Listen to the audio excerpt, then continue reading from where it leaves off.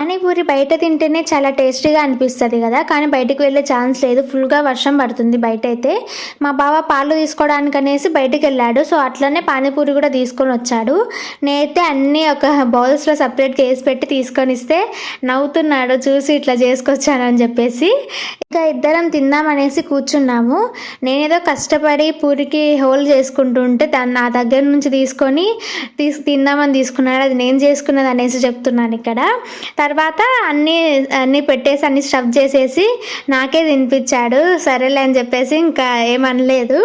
తర్వాత పానీపూరి మొత్తం తినిన తర్వాత మనకు ఒక హాట్ ఐటెం కావాలి కదా, అందుకని కాఫీ కలుపుకొని తాగేసాము.